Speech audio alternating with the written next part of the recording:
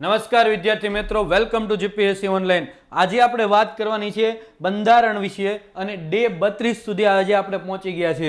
શરૂઆત કરી હતી આપણે ગુજરાતના ઇતિહાસથી, ત્યાર પછી ભારતનો ઇતિહાસ જોયો, ત્યાર પછી ગુજરાતની ભૂગોળ જોઈ, ત્યાર પછી ગુજરાતના જિલ્લાઓ જોયા અને છેલ્લે ડે 31 ની અંદર આપણે વાત કરેલી બંધારણની। અને બંધારણની અંદર મોટા ભાગની વસ્તુની વાત કરેલી છે આપણે। આજે આપણે એવું કહી શકીએ કે લગભગ બંધારણની અંદર આપણે ઘણી બધી માહિતી મેળવી લીધી છે। હવે આગળના ક્વેશ્ચનો કે જે તમારા જે આગળ તમને ટેસ્ટ આપવામાં આવેલી અને એના ક્વેશ્ચનનું આજે સોલ્યુશન કરવાનું છે। ઓકે, એ પહેલાં સૌથી પહેલાં તો વાત કરીએ કે જીપીએસસી ઓનલાઈન દ્વારા આપણી ઘણા બધા એપ્લિકેશનની અંદર કોર્સ આવેલા છે। એમાં ખાસ કરીને જનરલ કોર્સ હોય કે પછી સિનિયર ક્લર્ક એટીડીઓ માટે હોય, કોન્સ્ટેબલ માટે અને પીએસઆઈ માટે ઇંગ્લિશ વોકેબ હોય કે પછી અલગ અલગ કોર્સ જીપીએસસી ફાઉન્ડેશન છે અને મિશન જીપીએસસી હાલમાં જ લોન્ચ કરેલા આપણા કોર્સ છે। અને આની અંદરથી લગભગ કોઈ પણ કોર્સ તમે લો 5 થી વધારે જે ફેકલ્ટીઓ છે એના દ્વારા એકનો એક સબ્જેક્ટ ભણાવેલો છે અને એક અદ્ભુત વિશેષતા ધરાવતા કોર્સ આમાં તમને જોવા મળશે। રેડી? ત્યાર પછી વાત કરીએ કે આપણું જે વેબ સંકુલ પબ્લિકેશન છે અને એના દ્વારા અલગ અલગ બુક છે એ લોન્ચ કરવામાં આવી છે। એમાં ખાસ કરીને ઓલ ઇન વન છે, કાયદો છે, રીઝનિંગ છે, હાલમાં જ નવી લોન્ચ થયેલી આપણી ગણિતની બુક। રેડી? ખૂબ જ ગુજરાતમાં ખૂબ જ વખાણાયેલી। આ ઉપરાંત બંધારણ છે કે ઘણી બધી બુક છે આપણા વેબ સંકુલ પબ્લિકેશન દ્વારા લોન્ચ કરવામાં આવેલી છે। જે લોકો ઇન્ટરેસ્ટેડ છે એ લોકો આ બુક્સ ખરીદી શકે છે। ઓકે, ત્યાર પછી આગળ વાત કરીએ તો આપણો આજનો પહેલો ક્વેશ્ચન કે ભારતીય બંધારણમાં કોરમની જોગવાઈ કયા અનુચ્છેદમાં કરવામાં આવી છે? ઓકે, હવે વાત કરીએ થોડી કોરમ વિશે। શેના વિશે? કોરમ। ઓકે, કોરમ એટલે શું? પહેલા તો કે બંધારણનો અનુચ્છેદ 100 છે, બંધારણનો 100 નંબરનો અનુચ્છેદ છે અને એમાં કોરમની વાત કરવામાં આવેલી છે। કોરમ એટલે શું? તો કે માનો કે કોઈ પણ સંસદનું કોઈ પણ ગૃહ છે, લોકસભા છે કે પછી રાજ્યસભા છે। શું છે? રાજ્યસભા છે। અને રાજ્યસભા અને લોકસભામાં સભ્યોની સંખ્યા શું કરવામાં આવેલી છે? નક્કી કરવામાં આવેલી છે। માનો કે અહીંયા કેટલી છે ટોટલ સંખ્યા? તો કે 552। જો એંગ્લો ઇન્ડિયનને બાદ કરીએ તો 550। એ જ રીતના રાજ્યસભામાં 250 સભ્યોની સંખ્યા છે। હવે આનો મતલબ કોરમનો એવો થાય કે મિનિમમ કેટલી સંખ્યા હોવી જોઈએ ગૃહમાં તો એની કાર્યવાહી ચાલે। રેડી? એટલે જે કોરમમાં નક્કી કરવામાં આવેલા છે અનુચ્છેદ 100 ની અંદર એ પ્રમાણે કે સંસદની કાર્યવાહી કરવા માટે કોઈ પણ સદનની અંદર 1 સભ્યો છે હાજર હોવા જોઈએ। મતલબ કે માનો કે આ 250 માંથી કેટલા સભ્યો ઓછામાં ઓછા હાજર હોય તો આપણે આની કાર્યવાહી કરી શકીએ। તો કે 1 સભ્યો 250 ના હાજર હોય તો સંસદની કાર્યવાહી આગળ ચલાવી શકાય। રેડી? એટલે દર વખતે જે લોકસભા હોય કે રાજ્યસભા હોય એના કુલ સભ્યો, જો ખાસ યાદ રાખજો, કુલ સભ્યોના કેટલા? તો કે કુલ સભ્યોના 1 સભ્યો હાજર હોય તો જ ગૃહની કાર્યવાહી આગળ ચાલે છે। નકર લોકસભાના અધ્યક્ષ છે એ 1 સભ્ય સંખ્યા ના હોય તો ગૃહની કાર્યવાહી અટકાવી દે છે। અનુચ્છેદ કયો આવશે? તો 100 નંબરના અનુચ્છેદમાં આ જોગવાઈ કોરમની કરવામાં આવી છે। થોડી માહિતી મેળવીએ તો કે અનુચ્છેદ 100 મુજબ દરેક ગૃહમાં કાર્યવાહી માટે ઓછામાં ઓછા સભ્યોની હાજરી અર્થાંત કુલ સભ્યો, જો અહીં કુલ સભ્યોના 1 સભ્યો ને કોરમ કહે છે। એટલે કે ગૃહની કાર્યવાહી કરવા માટે થઈ અને ઓછામાં ઓછા 1 સભ્યો હાજર જોઈએ। જો કોરમ ન થાય તો જે તે ગૃહના અધ્યક્ષ, માનો કે રાજ્યસભા હોય તો રાજ્યસભાના શું હોય? તો કે સભાપતિ અને રાજ્યસભાના સભાપતિ, અને જો લોકસભા હોય તો લોકસભાના અધ્યક્ષ ગૃહની કાર્યવાહી અટકાવી દે છે। લોકસભાના અધ્યક્ષ છે એ ગૃહની કાર્યવાહી શું કરી દે છે? અટકાવી દે છે। પૂરતી સંખ્યા ન થાય ત્યાં સુધી ગૃહની કાર્યવાહી મોકૂફ રાખે છે। પૂરતી સંખ્યા થાય ત્યાં સુધી ગૃહની કાર્યવાહી શું રાખે છે? મોકૂફ રાખે છે। મતલબ કે ત્યાં સુધી ગૃહ ફરીથી પાછું એ શરૂ કરતા નથી। ક્લિયર? ત્યાર પછીનો ક્વેશ્ચન છે કે કોઈ સદસ્ય કેટલા દિવસ સુધી ગૃહની મંજૂરી વગર ગેરહાજર રહે છે તો સદસ્યતા જતી રહે છે. સમજો, આ કોઈ પણ ઇન્સ્ટ્રુમેન્ટ હોય, કોઈ પણ બોડી હોય, માનો કે તમે સ્કૂલની અંદર જાઓ છો, સ્કૂલની અંદર તમે જાઓ તો ત્યાં સ્કૂલના પણ શું હોય તો કે ઘણા બધા નિયમો હોય. શાળાએ તમે જાઓ તો શાળાના ઘણા બધા નિયમ હોય. શું નિયમો હોય સ્કૂલના? તો કે સ્કૂલના નિયમો એવા હોય કે માનો કે સવારે 7 થી 12નો તમારો સમય છે તો 7 વાગ્યા પહેલાં તમારે સ્કૂલની અંદર દાખલ થવાનું અને 7 વાગ્યા પહેલાં તમે સ્કૂલમાંથી બહાર નીકળી શકો નહીં. રેડી? આ તો સ્કૂલની વાત થઈ. એમાં આપણા ઘરની અંદર પણ નિયમો હોય છે. એ જ રીતના આ તો આપણો દેશ ચલાવવાનો છે. શું કરવાનો છે? દેશ ચલાવવાનો છે. અને એટલા માટે આ દેશ ચલાવવા માટે પણ એ નિયમો હોવા જરૂરી છે. અને એ દેશ ચલાવવા માટે નિયમોનો જેમાં ઉલ્લેખ કરવામાં આવ્યો છે એને જ આપણે શું કહીએ છીએ? બંધારણ કહીએ છીએ. અને એટલા માટે જ બંધારણની અંદર ઘણા બધા નીતિ નિયમો નક્કી કરવામાં આવ્યા છે કે જો તમે આવું કરશો તો તમે ગેરલાયક ઠરશો અને જો તમે આવું કરશો તો તમે લાયક ઠરશો. તમારી લોકસભાના સભ્ય બનવા માટેની 25 વર્ષની ઉંમર નક્કી કરી, રાજ્યસભાની સભ્ય બનવા માટે 30 વર્ષની ઉંમર નક્કી કરી. તો આ બધા રૂલ્સ એન્ડ રેગ્યુલેશન બનાવેલા છે. તો એ પ્રમાણે કોઈ પણ સદસ્ય છે એ ગૃહની મંજૂરી લીધા વગર સતત 60 દિવસ સુધી, કેટલા દિવસ? સતત 60 દિવસ સુધી એ જો ગેરહાજર રહે તો એમનું સભ્યપદ કાયમ માટે જતું રહે છે. માનો કે હું તમને ઉદાહરણ આપું કે જેઠાલાલ છે, આ જેઠાલાલ છે એ લોકસભાના સભ્ય છે. શું છે? લોકસભાના સભ્ય છે. અને એ જેઠાલાલ એવું કહે છે કે મારે તો ભાઈ જે મારી સિરિયલ છે એ સિરિયલનું શું છે?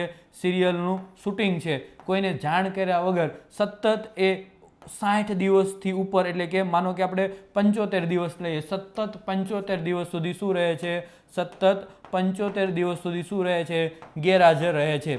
રેડી? અને પછી ગેરહાજર રહ્યા પછી એને એવું થાય કે હવે હું સંસદની અંદર જાઉં, હમણાં 2-4 એપિસોડનું શૂટિંગ કરી નાખ્યું છે તો હવે હું સંસદમાં જાઉં. રેડી? તો આવું ચાલે નહીં. તરત અધ્યક્ષ એમને કહે ભાઈ તમે હવે ઘરે બેહો, તમારી કંઈ જરૂર નથી. તમે 60 દિવસ સુધી સતત ગેરહાજર રહેલા છો એટલે તમારું સભ્યપદ શું થઈ ગયું? પૂરું થઈ ગયું. ઓકે, બધા પ્રેક્ટિકલ ઉદાહરણ આપું છું જેથી કરીને તમને સમજાય. ઓકે, જોઈએ આગળ. એટલે કે 60 દિવસનો સમયગાળો આવે કે બંધારણનો અનુચ્છેદ 101, જો અનુચ્છેદ ખાસ યાદ રાખજો, બંધારણના અનુચ્છેદ 101ની અંદર અમુક પરિસ્થિતિમાં સંસદમાં સ્થાન ખાલી પડે છે. અહીંયા ઘણી બધી પરિસ્થિતિ આપેલી છે. રેડી? એક એક કરીને આપણે સમજતા જઈએ. બેવડી સભ્યતા. શું? બેવડી સભ્યતા. હકીકતમાં આવું બંધારણમાં એવી જ જોગવાઈ હોય છે કે બેવડી સભ્યતા કોઈ કરી જ ના શકે. રેડી? આ આપણું એક કહેવાય કે લુપ્સ કહેવાય. આપણું અહીંયા કંઈક ને કંઈક આપણા બંધારણમાં આપણે કહેવું તો ખામી કહી શકીએ. શું કામ? તો કે જો કેવું થાય છે. રેડી? માનો કે આપણા પહેલી વખત આપણા નરેન્દ્રભાઈ મોદી છે. કોણ છે? નમો, જેને આપણે નમો તરીકે ઓળખીએ. નરેન્દ્ર મોદી છે એ જ્યારે પ્રાઇમ મિનિસ્ટર બન્યા 2014માં, અને એ ત્યારે 2 જગ્યાએથી ચૂંટણી લડેલા. કયા કયા જગ્યાએથી? એક ગુજરાતમાંથી અને એક બીજા યુપીમાંથી. ક્યાંથી? યુપીમાં ક્યાં? વારાણસીથી. હવે આ વ્યક્તિ જે છે ને ગુજરાતમાંથી જે ચૂંટણી લડ્યા, હવે શું છું કે એક સાથે 2 સીટ ઉપરથી ચૂંટણી લડ્યા અને 2 જગ્યાએથી જીતી ગયા. હવે શું કરવું? તો શું છું તો કે એમણે ગુજરાતની સીટ હતી એ શું કરી? જાતી કરી. અને વારાણસીની સીટ ઉપરથી એ શું રહ્યા? તો કે લોકસભાના સભ્ય રહ્યા. આનો શું છું કારણ? આનું પરિણામ શું આવે? હું તમને કહું કે એક સીટ જ્યારે કોઈ વ્યક્તિ છોડી દે છે, જેમ કે નરેન્દ્રભાઈ મોદીએ ગુજરાતની જે સીટ ઉપરથી લડ્યા હતા એ સીટ છોડી દીધી એને, તો શું છું હવે અહીંયાથી ફરી પાછી ચૂંટણી કરવી પડશે. એનો ખર્ચો કોણ ભોગવશે? તો કે એ સરકાર નહીં ભોગવે, એ એકંદરે તો આપણા ટેક્સમાંથી જ જતો હોય છે. રેડી? એટલે આ એક નુકસાની છે. હવે થાય છે કેવું ઘણી વખત તો કે આ 2 પરિસ્થિતિ છે. રેડી? તો આ 2 પરિસ્થિતિમાં ફરજિયાતપણે આ જે સભ્ય છે એને એક સીટ છોડવી પડે. તો આને બેવડી સભ્યતા છે. હજુ હું તમને બીજી કન્ડિશન કહું. બીજી કન્ડિશન કેવું હોય કે માનો કે કોઈ વ્યક્તિ છે એ કોઈ પણ રાજ્ય, ગુજરાતનો ધારાસભ્ય છે. શું છે? ગુજરાતનો ધારાસભ્ય છે. રેડી? એટલે કે વિધાનસભાનો સભ્ય છે. શું છે? વિધાનસભાનો સભ્ય છે. અને અથવા તો આપણે એને ટૂંકમાં કેવું હોય તો MLA છે. શું છે? MLA છે. હવે શું આવી છે? લોકસભાની ચૂંટણી આવી. શું આવી? લોકસભાની ચૂંટણી આવી. આ લોકસભાની ચૂંટણી છે, આપણે એક નામ લઈ લઈએ એટલે આપણને મજા આવે. રેડી? કોણ છે? પોપટલાલ છે. શું છે? પોપટલાલ છે. આ પોપટલાલ છે એ શું છે તો કે વિધાનસભાના સભ્ય અથવા તો ધારાસભ્ય છે અથવા તો એમએલએ છે. ક્યાંના? ગુજરાતના એમએલએ છે. કોણ? પોપટલાલ. રેડી. આ પોપટલાલ છે એને એવું છું કે હવે મારે બનવું છે સંસદ સભ્ય. શું બનવું છે? સંસદ સભ્ય. અને માનો કે એમને કોઈ પક્ષે એમને શું આપી દીધી? ટિકિટ પણ આપી દીધી. હવે આ પોપટલાલ ઓલરેડી એમએલએ તો છે જ તે. હવે એ વ્યક્તિ આ પોપટલાલ છે એ શું બનશે? એમપી એટલે કે મેમ્બર ઓફ પાર્લામેન્ટ એને બનવું છે. એટલે લોકસભાની ચૂંટણી લડ્યા. રેડી. અને ચૂંટણી લડ્યા અને પોપટભાઈનું હાલી ગયું તો પોપટભાઈ શું છે? જીતી ગયા. શું ગયા? આ પણ જીતી ગયા. એટલે કે લોકસભામાં પણ જીતી ગયા. એટલે કે સાંસદ બની ગયા. હવે તો કે પોપટલાલ બે જગ્યાએથી તો કે એક તો ચૂંટાયેલા છે વિધાનસભામાંથી અને એક તો ચૂંટાણા લોકસભામાંથી. હવે શું થાય? હવે શું થાય? તો આને બેવડી સભ્યતા કહેવાય. તો ફરજિયાતપણે પોપટલાલને બેમાંથી એક જગ્યાએથી રાજીનામું આપવું પડશે. અને જો રાજીનામું ના આપે તો જે ઊંચો હોદ્દો હોય, માનો કે આ લોકસભામાંથી એનું આપોઆપ નામ શું થઈ જાય? રદ થઈ જાય. એટલે સમયગાળો નક્કી કરેલો હોય એમાં બેમાંથી એક જગ્યાએથી શું આપવું પડે? રાજીનામું આપવું પડે. આની વાતે આગળ આવશે એટલે ત્યારે આપણે ડીપમાં ચર્ચા કરશું. આ તો તમને સમજાવવા માટે મેં કીધું. ઓકે. અયોગ્યતા. અયોગ્યતા એટલે શું? માનો કે ભાઈ તમે ધારાસભ્ય બની જાય ને તમને એવું છે કે હવે તો મારું કોઈ કંઈ કરી લે નહીં. રેડી. અને તમે કરી નાખ્યા 3 ખૂન કરી નાખ્યા. શું કરી નાખ્યા? 3 ખૂન. અને તમારા ઉપર ગુનો શું થઈ ગયો? સાબિત થઈ ગયો. શું થઈ ગયો? ગુનો સાબિત થઈ ગયો. રેડી. તો તમે આના માટે હવે તમે ધારાસભ્યને લાયક રહ્યા નથી. રેડી. અને અયોગ્યતા કહેવાય. રેડી. રાજીનામું. શું? રાજીનામું. હવે તમને એવું થાય કે માનો કે તમારી ઉંમર હતી 26 વર્ષની. શું હતી? 26 ઉંમરની હતી. ઓકે. આપણે નામ લઈએ એટલે આપણને વધારે સમજાય. ઓકે. શું? માનો કે પીઠાભાઈ. આ પીઠાભાઈ છે એ પીઠાભાઈની ઉંમર છે 26 વર્ષની. કેટલા વર્ષની છે? 26 વર્ષની છે. અને એમને ઈચ્છા થઈ કે મારે વિધાનસભાના સભ્ય બનવું છે. એટલે એ શું બની જા? એમએલએ બની જા. આ ધારાસભ્ય બની જાય. કોણ? પીઠાભાઈ. 26 વર્ષની ઉંમરે. હવે આ પીઠાભાઈ જે છે એ 26 વર્ષે ધારાસભ્ય તો બની જાય. 27મા વર્ષે એમના લગ્ન થાય છે. શું થાય છે?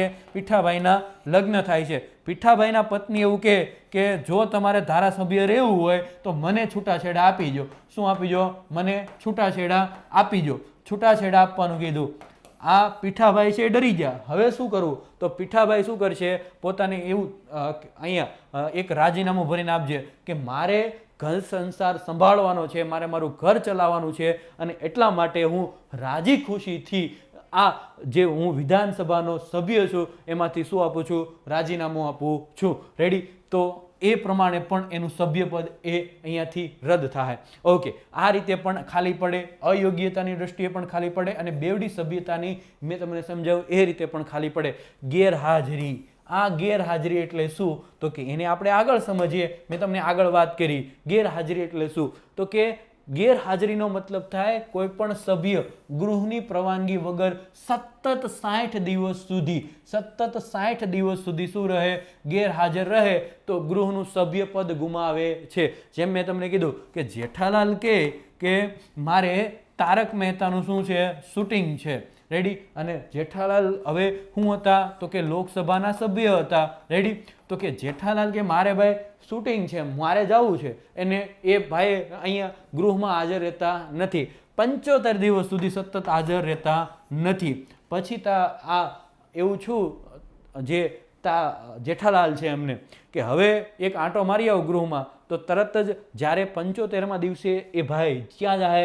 તો કે લોકસભામાં જાહે. ત્યારે લોકસભાના જે સભાપતિ છે એવું કે હવે ભાઈ તમે ઘરે બેહો, તમારી કંઈ જરૂર નથી. કારણ કે તમે સતત 60 દિવસ સુધી ગેરહાજર રહ્યા એટલે તમે તમારું સભ્યપદ શું કરી દીધું છે? ગુમાવી દીધું છે. ઓકે. ત્યાર પછી આ 60 દિવસમાં ગૃહ સ્થગન, સત્રાવસાન અને સતત 4 દિવસથી વધુ મુદ્દતને સમાવવામાં આવતી નથી. માનો કે આમાં કેવું હોય? માનો કે તમારું આ પેલું સત્ર શિયાળુ સત્ર ભરાણું. રેડી. અને શિયાળુ સત્રના છેલ્લા દિવસે તમે દાંડી મેરી. રેડી. અને ત્યાર પછી પાછા ચોમાસું સત્રના પહેલા દિવસે દાંડી મારી, તો આ માનો કે આની વચ્ચે ભલે 50 દિવસનો સમય હોય તો એ દિવસો ગણાતા નથી, પરંતુ આ શિયાળુ સત્ર ચાલુ છું અને ચાલુ થયા પછી સતત તમે પૂરું છું ત્યાં સુધીમાં તમે 40 દિવસથી વધુ ગેરહાજર રહ્યા તો તમારું સભ્યપદ ગેરલાયક તમે ગુમાવો છો, અથવા તો આ હોદ્દા માટે તમે ગેરલાયક ઠરો છો. ક્લિયર? ઓકે. ત્યાર પછી ત્રીજો ક્વેશ્ચન છે આપણો, તો કે સંસદ સભ્યોની અયોગ્યતા વિશે સાચા વિધાનો જણાવો. કે સંસદ સભ્ય છે એની અયોગ્યતા કાર્ય બને એના વિશે સાચા વિધાનો કેવા છે? તો કે તે ભારતનો નાગરિક ન રહે. રેડી? ઓકે. તો જો ભારતનો નાગરિક ન રહે તો એ અયોગ્ય જ થાય. રેડી? તે નાદાર જાહેર કરે, અથવા તો તે અસ્થિર મગજનો જાહેર થાય, અથવા તો તે સંસદના બનેલા નિયમ અનુસાર ગેરલાયક થાય. રેડી? તો આનો જવાબ આવશે આપેલ તમામ. જો તમે પહેલાં તો ભારતના નાગરિક ના હોય, રેડી, અથવા તો તમે અત્યાર સુધી માનો કે તમે ભારતની અંદર રહેતા, ભારતમાં તમે ક્યાં રહેતા? ગુજરાતમાં રહેતા. રેડી? હવે ગુજરાતના અમદાવાદ સિટીમાં રહેતા. રેડી? હવે તમને એવી ઈચ્છા થઈ કે મારે ભાઈ હવે વયું જવું કેનેડા. ક્યાં વયું જવું? કેનેડા. અને તમે છો એ MP પણ હતા, શું હતા? મેમ્બર ઓફ પાર્લામેન્ટ પણ હતા. રેડી? હવે તમને એવું છે કે મારે વયું જવું કેનેડા. રેડી? તો તમે વયા જાવ છો કેનેડા. રેડી? અને તમે એવું કહો છો કે મારે ભારતની નાગરિકતા પણ જોતી નથી, નાગરિકતા પણ તમે ગુમાવી દીધી, તો તમે આપોઆપ આના માટે ગેરલાયક ઠરશો. આપોઆપ તમે ભલે કેનેડાની નાગરિકતા તમને મળે ન મળે, પણ તમે તો ભારતની નાગરિકતા ગુમાવી દીધી, એટલે તમે હવે અયોગ્ય સાબિત થઈ ગયા, એટલે કે તમે અયોગ્ય ગણાશો. રેડી?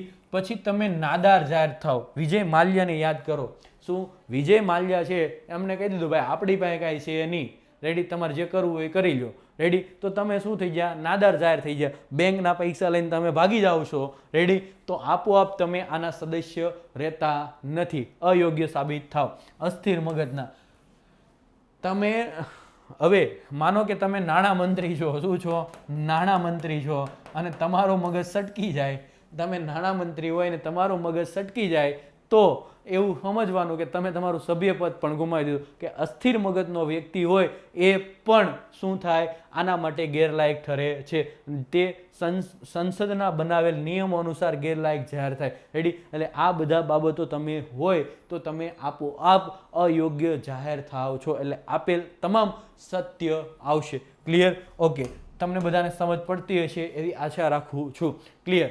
હવે જોઈએ અહીંયા કે અનુચ્છેદ 302(1) અનુસાર, અનુચ્છેદ 102(1) અનુસાર આ અનુચ્છેદ મુજબ સંસદના સભ્યપદ માટે ગેરલાયક કાં તો નીચે મુજબ છે, કે જે મેં ઉપર વાત કરી એમ. કયું? એક તો તમે અસ્થિર મગજના ન હોવા જોઈએ, તો જ તમે સભ્ય બની શકો. શું? અસ્થિર મગજના તમે ન હોવા જોઈએ.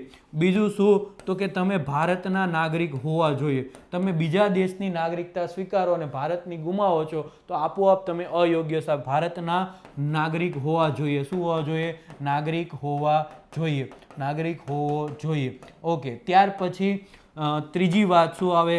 નાદાર ન હોવો જોઈએ. નાદાર સાબિત થયેલ ના હોવો જોઈએ. નાદાર સાબિત થયેલ ના હોવો જોઈએ.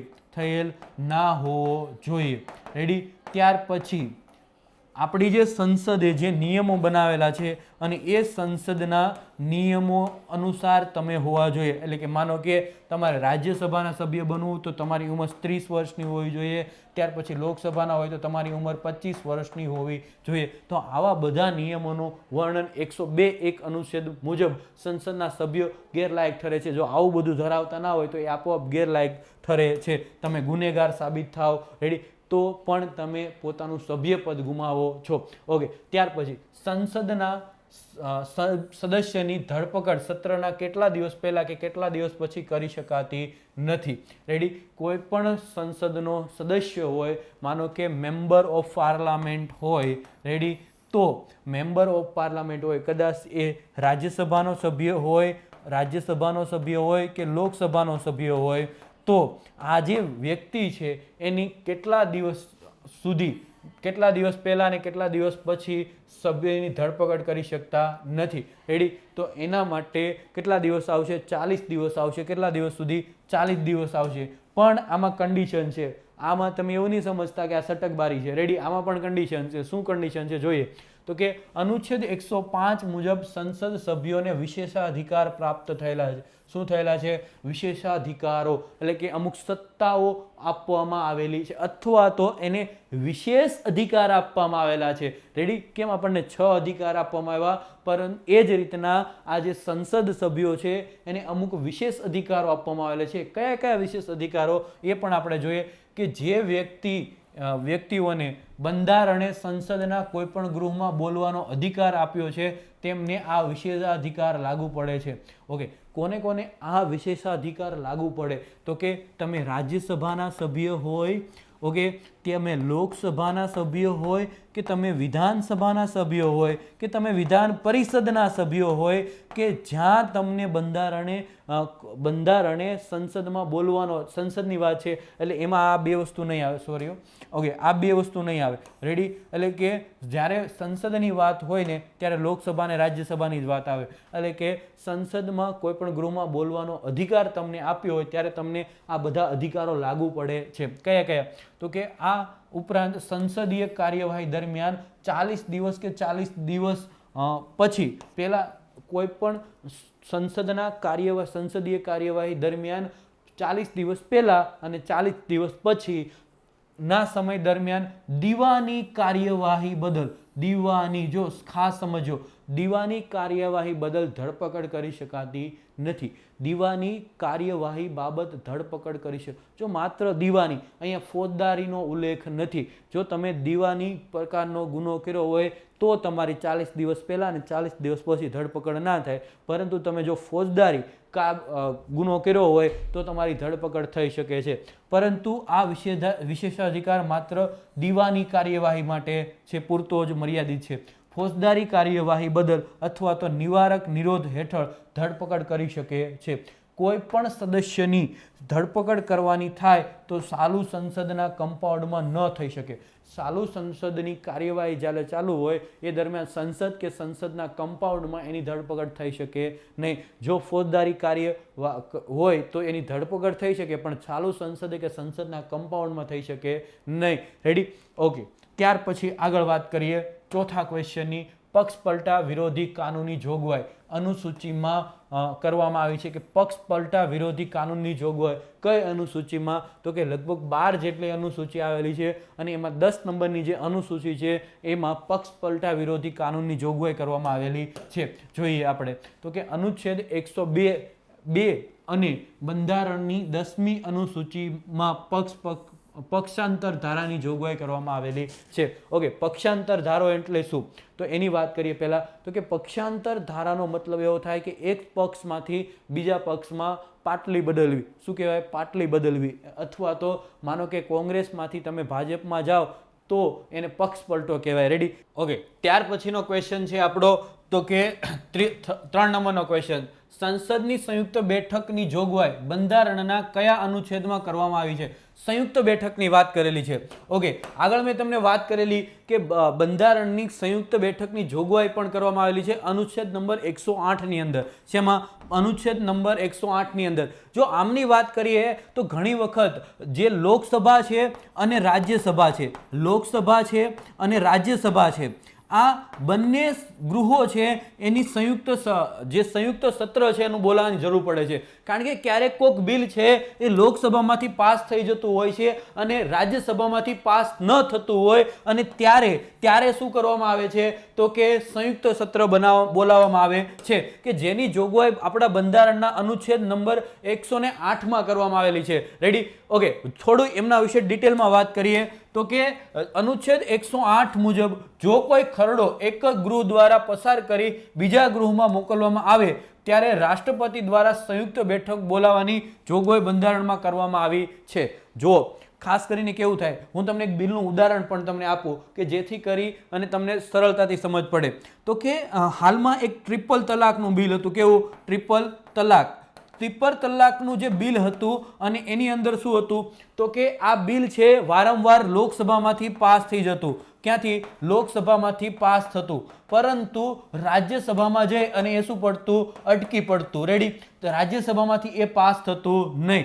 આવા સંજોગો જ્યારે બને છે, 2-3 વખત બિલ મૂકવામાં આવે અને એ બિલ પાસ ના થાય અને ત્યારે શું કરવામાં આવે, સંયુક્ત સત્ર બોલાવી લેવામાં આવે. શું કરવામાં આવે, સંયુક્ત સત્ર બોલાવી લેવામાં આવે અને પછી એમાં વોટિંગ કરાવવામાં આવે અને એમાંથી બિલ પાસ કરી દેવામાં આવે. રેડી. તો જ્યારે ક્યારેક ઇમરજન્સી જેવી પરિસ્થિતિ હોય છે અને કંઈક અગત્યના નિર્ણયો લેવાના હોય છે ત્યારે 108 મુજબ સંયુક્ત બેઠક બોલાવવામાં આવે છે. કોના દ્વારા, રાષ્ટ્રપતિ દ્વારા.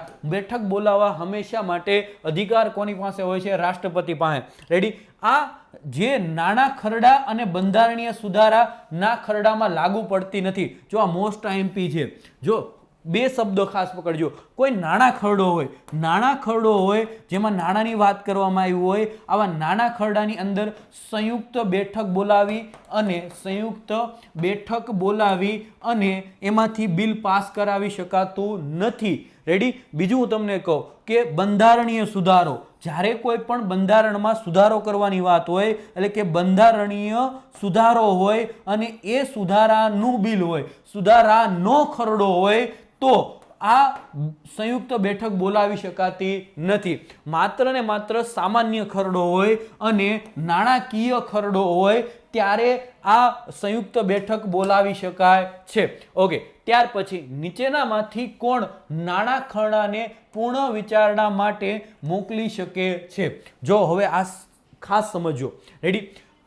સામાન્ય રીતે જ્યારે કોઈ બિલ પસાર કરવામાં આવતું હોય છે, માનો કે કોઈ બિલ છે એને સંસદમાં મૂકવામાં આવે. રેડી. તો માનો કે એ લોકસભામાં મૂકવામાં આવ્યું પહેલાં, તો લોકસભામાંથી પાસ થઈ જાય. રેડી. લોકસભામાંથી પાસ થયા પછી એ ક્યાં જાય છે, તો કે એ જાય છે રાજ્યસભામાં. ક્યાં જાય છે, રાજ્યસભામાં. હવે રાજ્યસભાએ પણ એમને શું આપી દીધી, મંજૂરી આપી દીધી. હવે લોકસભા રાજ્યસભામાંથી પસાર થયેલું બિલ કોની પાસે જાય, રાષ્ટ્રપતિ પાસે જાય. રાષ્ટ્રપતિ પાસે સત્તા છે કે એ બિલ 3 પ્રકારની એની પાસે સત્તા હોય છે. પહેલું તો બિલને મંજૂરી આપે. બિલને શું આપે, મંજૂરી આપે અને એની સહી કરી અને જેવી સહી થાય એવો એ શું બની જાય, કાયદો બની જાય. રેડી. એટલે કે પહેલાં તો એને મંજૂરી આપે. બીજું એની પાસે સત્તા એવી છે, મંજૂરી ના આપે. શું ના આપે, મંજૂરી ના આપે અને એમની પાસે પડ્યો રહેવાય, એને વિટો પાવર કહેવાય. રેડી. એની પાસે પડ્યો જ રહેવા દે, એમાં કાંઈ ના કરે. રેડી. અને ત્રીજી એમની પાસે સત્તા છે, એ ફરી પાછું વિચારણા માટે મોકલી શકે. વિચારણા માટે ફરી પાછું મોકલી શકે છે. રેડી. હવે એક બિલ છે એવું કે કયું બિલ, તો કે એ નાણાં ખરડો હોય. તો આ નાણાં ખરડો જ્યારે હોય ને, જ્યારે એમને લોકસભાએ મંજૂરી આપી દીધી હોય, રાજ્યસભાએ મંજૂરી આપી દીધી હોય, પછી રાષ્ટ્રપતિ પાસે જાય તો એને ફરજિયાત મંજૂરી આપવી જ પડે. શું કરે, આપવી જ પડે.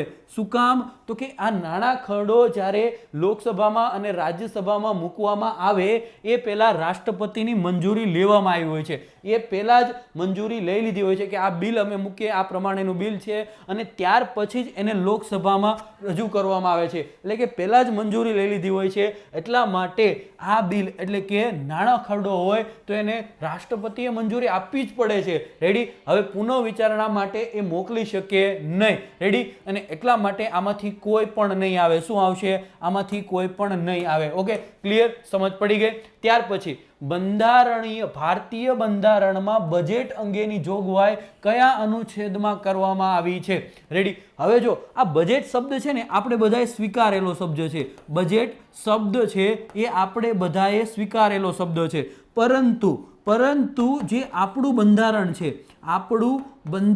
છે અને એ બંધારણની અંદર આપણા બંધારણની અંદર ક્યાંય પણ શેનો ઉલ્લેખ નથી, બજેટ શબ્દનો ઉલ્લેખ નથી. જોજો ખાસ સમજો, બજેટ શબ્દ કહું છું. શું કહું છું, બજેટ શબ્દનો ક્યાંય ઉલ્લેખ જોવા મળતો નથી. પરંતુ અનુચ્છેદ 112 ની અંદર શેનું વર્ણન કરવામાં આવેલું છે, તો બંધારણના અનુચ્છેદ 112 રાષ્ટ્રપતિ દરેક નાણાકીય વર્ષ માટે સંસદના બંને ગૃહોની સમક્ષ ભારત સરકાર તેની તે વર્ષ માટેની અંદાજિત આવક ખર્ચનું પત્રક, જો આવો ઉલ્લેખ જોવા મળે, રેડી, અથવા તો વિવરણ, રેડી, આવો શબ્દ, બજેટ શબ્દ નથી વાપરો પણ કેવો વાપરો, અંદાજિત આવક અને ખર્ચનું વિવરણ અથવા તો પત્રક રજૂ કરાવે છે, જેને વાર્ષિક નાણાકીય પત્રક, બીજા શબ્દોમાં કેવું હોય તો વાર્ષિક નાણાકીય પત્ર કહે છે. બજેટ, જે બજેટ કહેવાય છે, બંધારણમાં એનો ક્યાંય ઉલ્લેખ મળતો નથી. ઓકે, ટૂંકમાં હું તમને સમજાવું કે દર વર્ષે આપણું નાણાકીય વર્ષ કયું કહેવાય, આપણું નાણાકીય વર્ષ કયું કહેવાય, કોઈને ખ્યાલ છે? તો કે નાણાકીય વર્ષ એટલે શું થાય કે દર વર્ષે એપ્રિલ મહિનાથી આપણું નાણાકીય વર્ષ શરૂ થાય અને માર્ચ મહિનામાં પૂરું થાય, રેડી. એટલે કે જે એપ્રિલથી માર્ચ દરમિયાન જે ખર્ચો થવાનું છે, જે આવક થવાની છે, એનું એક અંદાજે શું બનાવવામાં આવે તો કે બજેટ બનાવવામાં આવે, રેડી. જેમ આપણે આપણા ઘરે પણ બજેટ બનાવતો હોય કે આ મહિનાની મારી સેલરી માનો કે 50,000 રૂપિયા છે, તો 50,000 રૂપિયા સેલરીમાંથી હું 10,000 રૂપિયા છે એ ઘરના સામાન્ય ખર્ચામાં વાપરીશ, 5,000 રૂપિયા છે તો એના હું કપડાં લઈશ, બીજું 10,000 રૂપિયા મારું આગળનું લેણું છે તો એ ચૂકવીશ.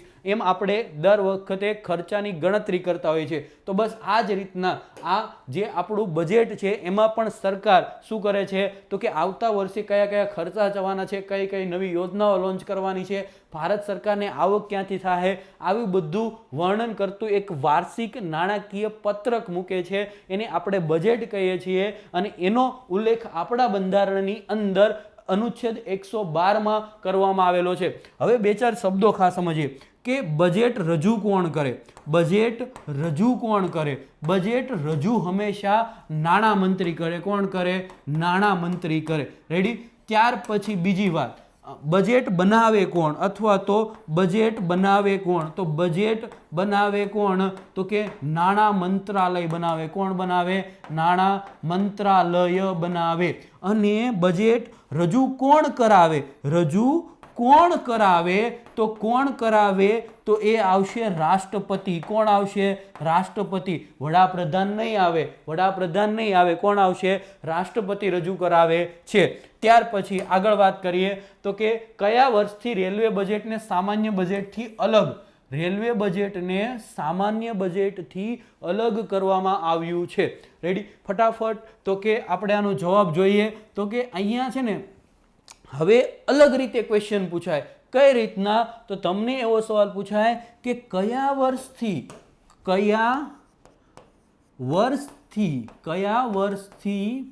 રેલવે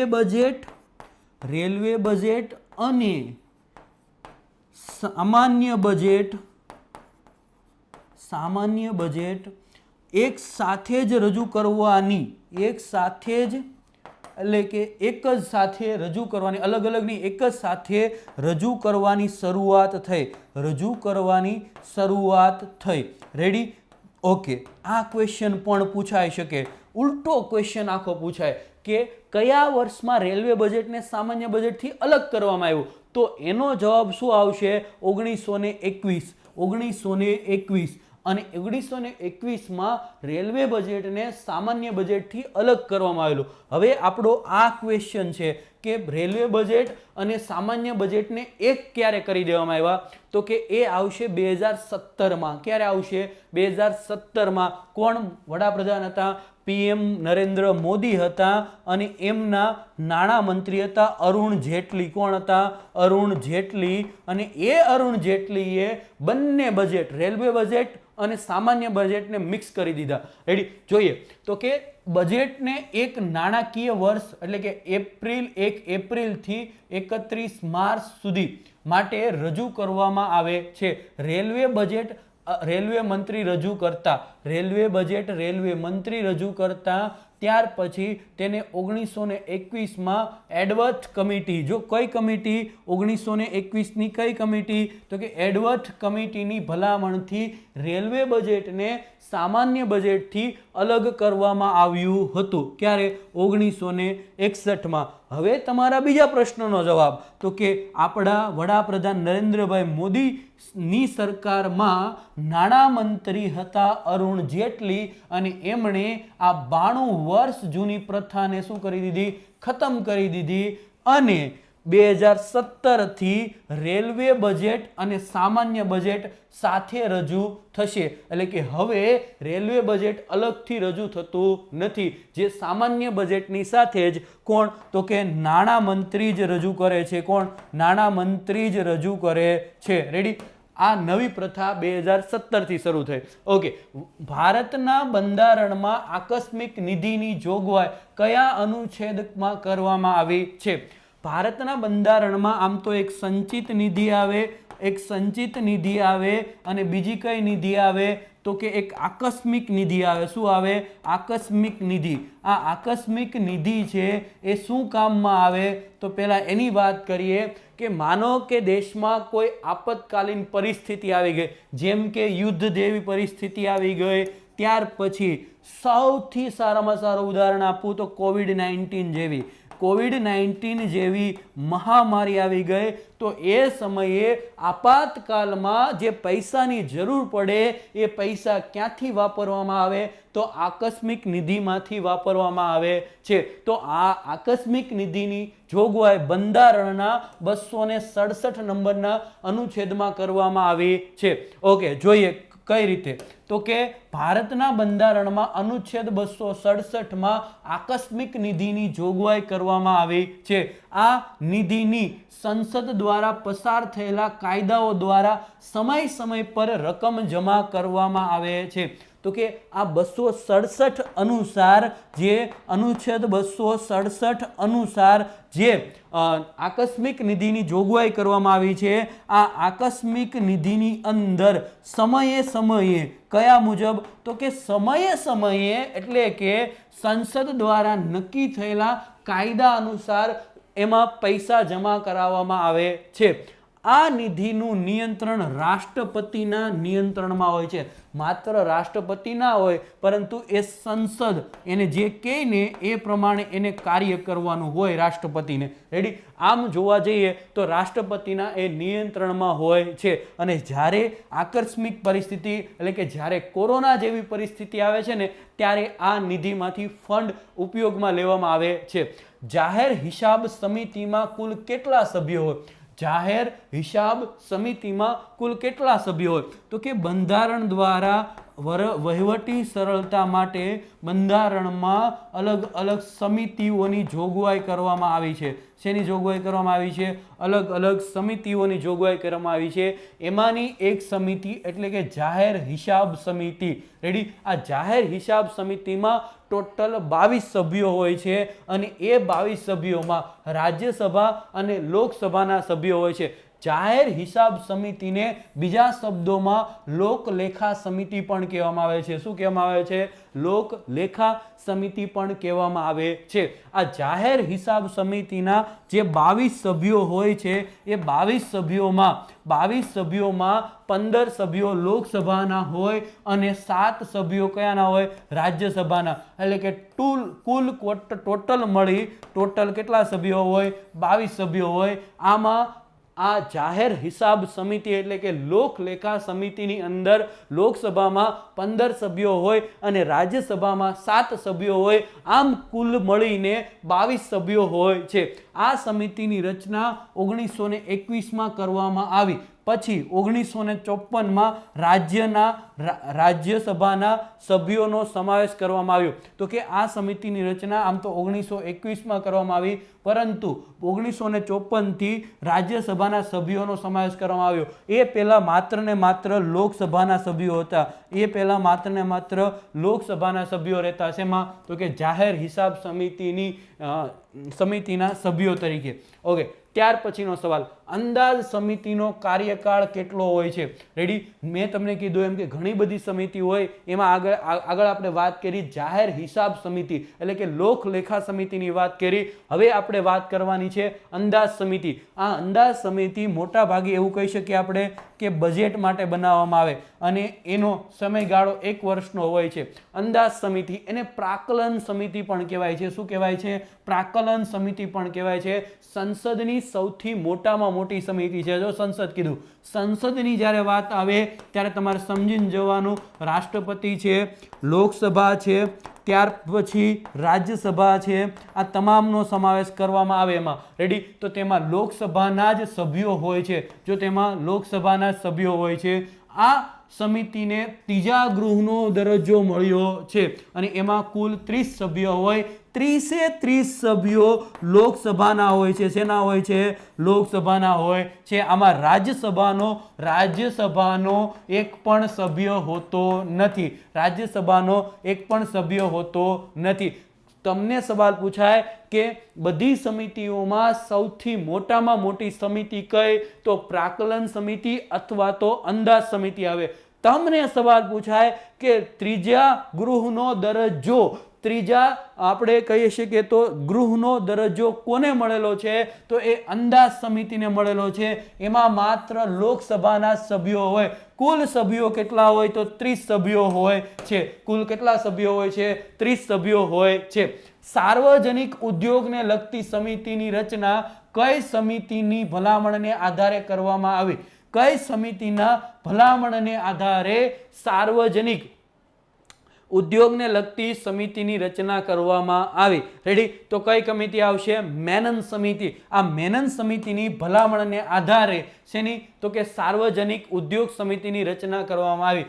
મહિલા સશક્તિકરણ સમિતિની રચના ક્યારે કરવામાં આવી? તો મહિલા સશક્તિકરણ સમિતિની રચના 1947માં કરવામાં આવી. રેડી? ત્યાર પછીની વાત કરીએ કે લોકસભાની પ્રવર સમિતિની સભ્ય સંખ્યા કેટલી હોય? પરવર સમિતિ છે તો એની સભ્ય સંખ્યા કેટલી હોય? તો આ પરવર સમિતિ છે એની સભ્ય સંખ્યા 30ની હોય છે. કેટલી હોય છે?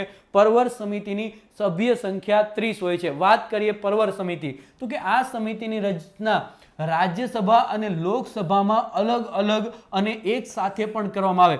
ઘણી બધી વખત આ પ્રવર સમિતિ છે એ પરવર સમિતિમાં આ અલગ અલગ રાજ્યસભાની અલગ હોય છે અને ઘણી વખત લોકસભાની અલગ હોય છે. એટલે કે બંને ગૃહ માટે અલગ અલગ હોય. ગૃહ માટે અલગ અલગ હોય. ઘણી વખત અલગ અલગ હોય છે અને મોટા ભાગે એક સાથે હોય છે. એટલે કે બંને માટે એક સાથે પણ હોય અને બંને ગૃહ માટે અલગ અલગ પણ હોય. ફરીથી બંને ગૃહ માટે અલગ અલગ પણ હોય અને એક સાથે પણ હોય. જો અલગ અલગ હોય તો તેના સભ્યોની સંખ્યા 30 હોય. રેડી? એટલે કે જો રાજ્યસભા માટે અલગ હોય, રાજ્યસભા માટે અલગ હોય તો એની સભ્ય સંખ્યા કેટલી હોય? 30ની હોય. લોકસભા માટે અલગ હોય તો લોકસભામાં જે સભ્ય સંખ્યા હોય એ કેટલી હોય? 30ની હોય.